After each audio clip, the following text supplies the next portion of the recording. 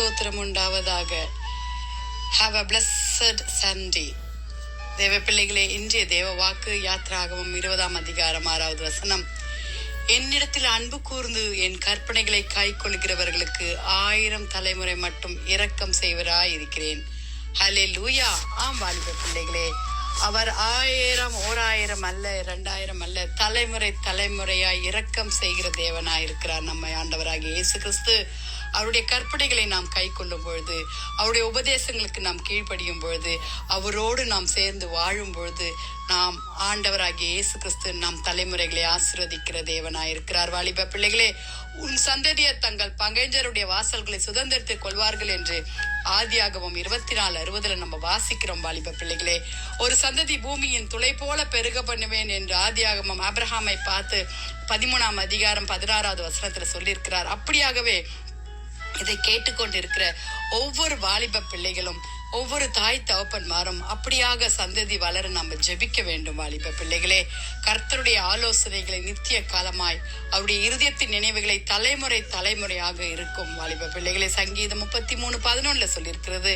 நாம் ஆண்டவரிடத்துல கேட்போமா, ஆண்டவரே தலைமுறை தலைமுறையாய் நீங்கள் என் தேவனா இருக்கணும், நாங்க உங்க ஜனமா இருக்கணும். ஏசப்பா, நித்திய ஆலோசனை எங்களுக்கு தாங்க ஆண்டவரே. எங்கள் பிள்ளைகள் நடக்க வேண்டிய விதத்துல நடக்க எங்களுக்கு கிருபை பாராட்டுங்க ஆண்டவரே.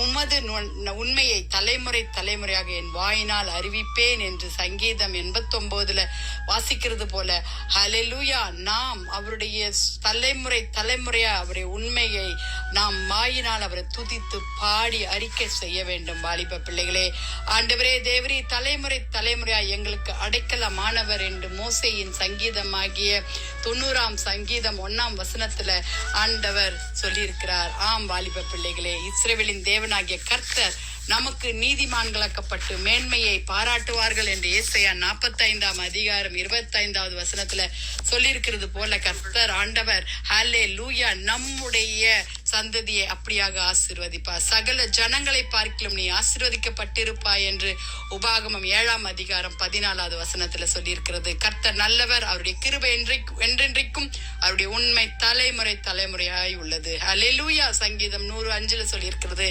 நம்ம ஜெபிக்கலாமா வாலிப பிள்ளைகளை? துதிகளின் மத்தியில் வாசமா இருக்கிற எங்கள் பரலோக தேவனே, அப்பா, அருமையான இந்த ஆண்டவரே கர்த்தாவே, இந்த ஓய்வு நாளுக்காக, பரிசுத்த நாளுக்காக உம்மை நன்றியோடு உம்மை துதிக்கிறோம்.